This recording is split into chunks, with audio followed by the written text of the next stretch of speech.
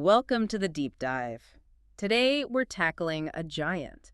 Not just a book, really, but a whole universe of, well, human contradiction, obsession, these huge questions. We're diving into Fyodor Dostoevsky's final masterpiece, The Brothers Karamazov. Exactly. It's a book that kind of pushes back on everything you think you know about faith and reason, morality. It really does. And for this deep dive, we've, gathered a range of critical analyses, and of course, we're digging into the novel itself. Our mission really is to pull out the key insights for you, give you a kind of shortcut to grasping this massive work. There are some surprising details in there. Yeah, definitely some aha moments waiting. It's all about getting you quickly up to speed on its origins, the big conflicts, and why it still matters so much. Right. Understanding its essence, its relevance today, you might find it connects to things you've wondered about yourself. Human nature, good versus evil, the power of a story. Absolutely. Okay, so where do we start? I think we have to start with Dostoevsky himself. His life seems so deeply woven into this book. Oh, absolutely. You can't really separate the two. His life casts this long, kind of fascinating shadow over Karamazov. And one theme that just leaps out is parricide. Killing the father. It seems like it was almost an obsession for him. It really was, and it started young. Even as a boy, apparently he was obsessed with Schiller's play The Robbers, same theme. Huh. And then the place he went to school. Right, the Engineering Academy in St. Petersburg. It was actually housed in the very building where Emperor Paul had been murdered. Bit chilling, right? Yeah. Talk about atmosphere. But the personal connection got much darker, didn't it, with his own father? Tragically, yes. In 1839, his father died. It was widely believed, though maybe not proven, that he was murdered by his own serfs. And Dostoevsky believed it. He did. And he carried this immense guilt about it. Sigmund Freud, much later, connected this to the Oedipus complex, that unconscious hostility towards the father figure. Wow. And then there's that story from Siberia. Ah, yes. The convict Dolinsky. Dostoevsky met him while he was exiled. Dolinsky had served 10 years for murdering his father. But he didn't do it. Nope. The real killers confessed later. Dostoevsky was utterly convinced of Dolinsky's innocence the whole time. And that experience, it flows directly into the plot of Karamazov. It really muddies the waters between guilt, innocence, accusation. So he's grappling with these incredibly dark personal themes. How does that shape the novel's creation? I mean, particularly regarding Ivan Karamazov. Well, that's a crucial part of it. Dostoevsky explicitly wanted to refute Ivan's rebellion, his intellectual atheism. He saw Ivan's arguments as a kind of blasphemy. Yes, and he intended the answer, the refutation, to come through Elder Zosima's teachings in Book 6. The Russian monk chapter. Exactly. He apparently poured everything into that chapter, wrote it with, as he put it, fear, trepidation, and awe. He did immense research, the Bible, Orthodox traditions. He even met a real spiritual elder, Ambrosi. So how does he actually try to refute Ivan? Is it like a debate? Not exactly. Not point-by-point logic. He said his method was creating an artistic picture, like showing the truth through the lives and experiences of the characters, rather than just stating it. Interesting. More showing than telling. Precisely. And the level of detail he went into, consulting experts on theology, psychology for Ivan's breakdown and nightmare, even legal stuff for the trial.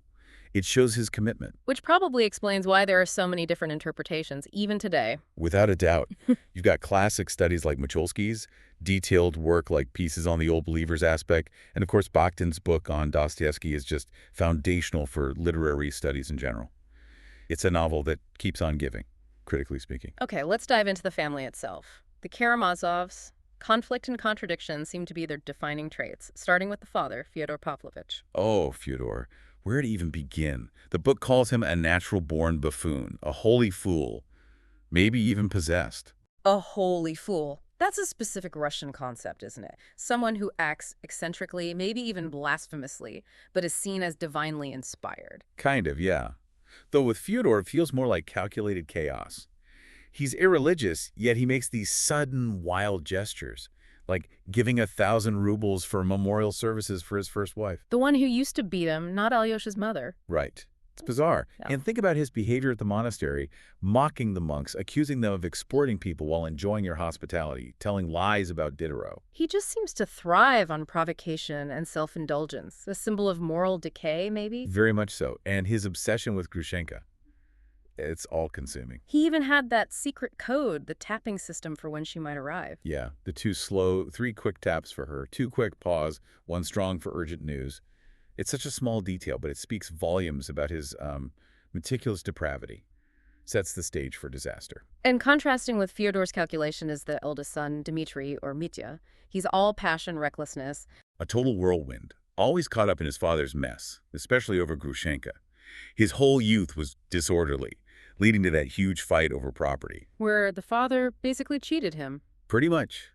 Exploited Mitya's inflated ideas about his inheritance and Mitya's temper. I mean, publicly beating Captain Snegiryov, calling him whisk broom. He seems torn apart inside, though. Dostoevsky makes that so clear. Absolutely. Mitya admits his beastly rage, but insists he's not a thief, even though he spent Katerina Ivanovna's 3,000 rubles. Money meant for someone else entirely. Right. And his desperate attempts to borrow money getting sent on that wild goose chase by Samsonov, the strange offer from Madame Koklikov. It just shows the chaos and the moral tightrope he's walking. But then there's that turning point in prison, the dream. The dream of the wee one, the suffering baby, that hits him hard. It changes how he sees suffering. Profoundly. It's no longer something just to escape. It becomes a path to purification. He actually says, I accept the torment. I want to suffer and be purified by suffering. Wow. But he's still torn, right? About the escape plan Ivan suggests. Completely torn. Between this newfound desire to accept his crucifixion, his suffering, and his very real passionate love for Grushenka. It's that core human conflict. Spirit versus flesh, duty versus desire. Okay, then we get to Ivan, the intellectual brother, the learned atheist. Writes little theological articles as a joke, the book says. His brothers see him as a sphinx. Hard to read. But still a Karamazov underneath. That sensuality Rakitin mentioned. Yeah, it's there, but it's more cerebral, maybe. Hidden.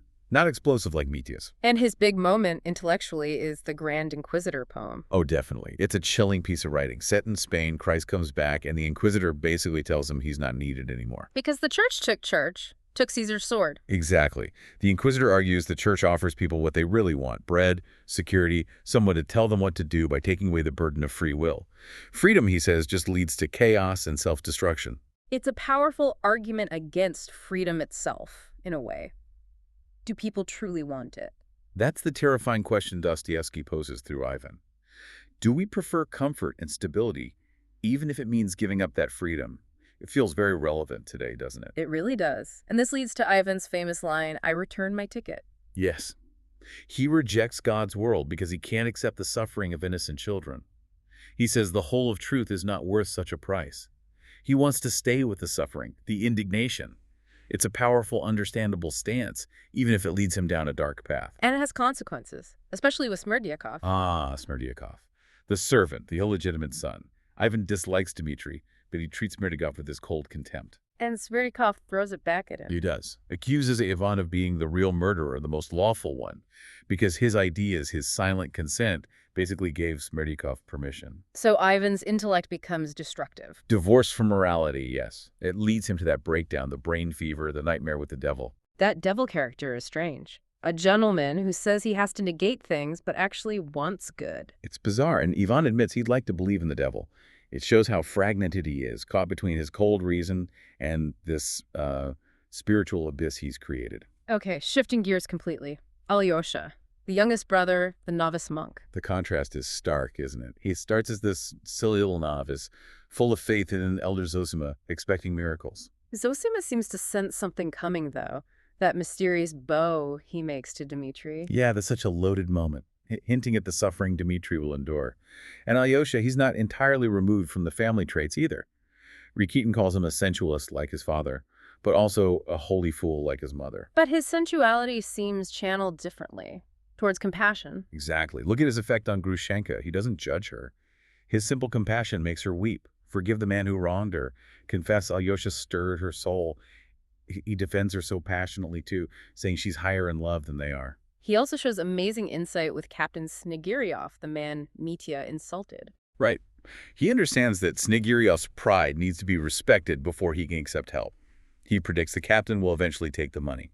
Alyosha seems to get that people are complicated, that they need care, like children or the sick. And he's the one who records Zosima's teachings. What are the key ideas there? Things like active love, not just sentiment, but harsh and fearful, requiring labor and perseverance.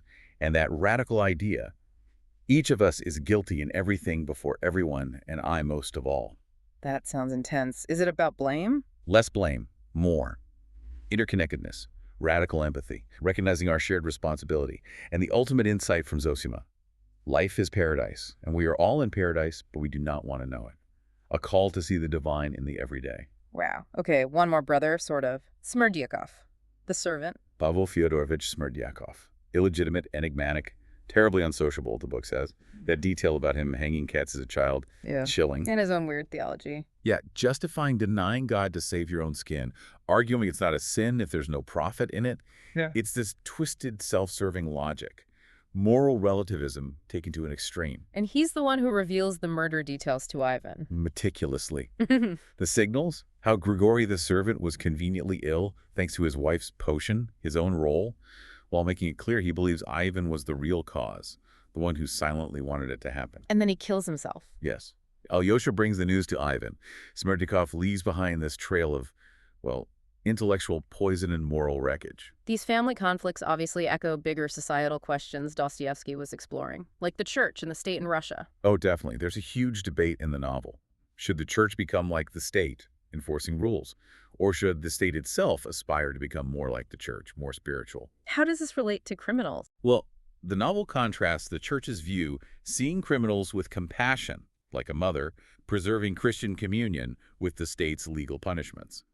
Zosima suggests the church treats them more as a captive than as a wrongdoer, because fundamentally, Russian criminals still have faith. There's that odd anecdote Misov tells about the socialist Christians in Paris. Right.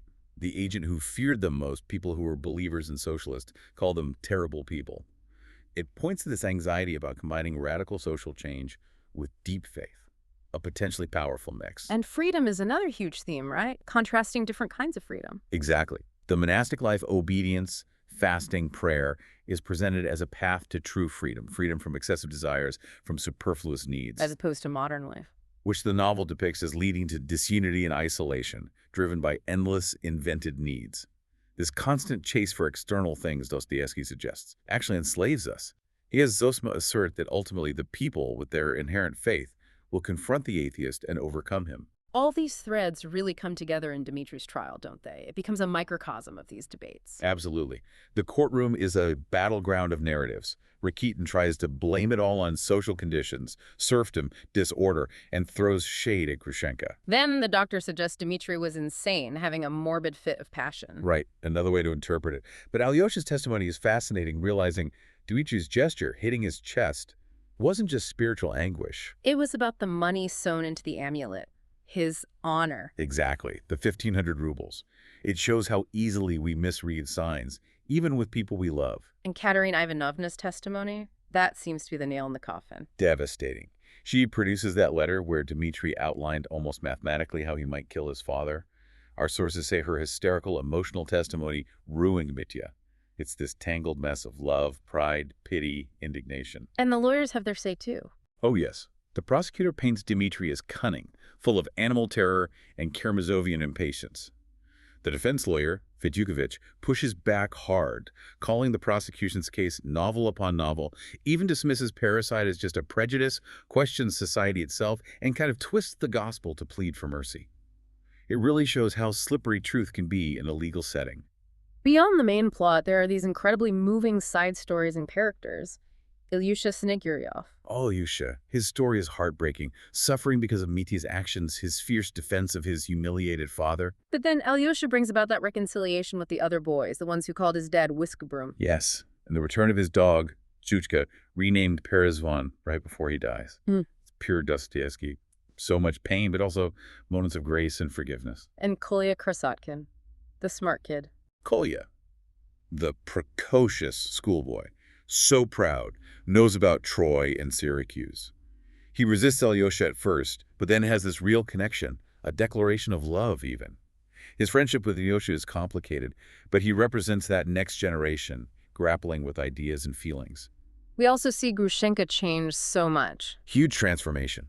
From being this object of rivalry, maybe seen as a loose creature, to someone showing deep compassion, love, forgiveness.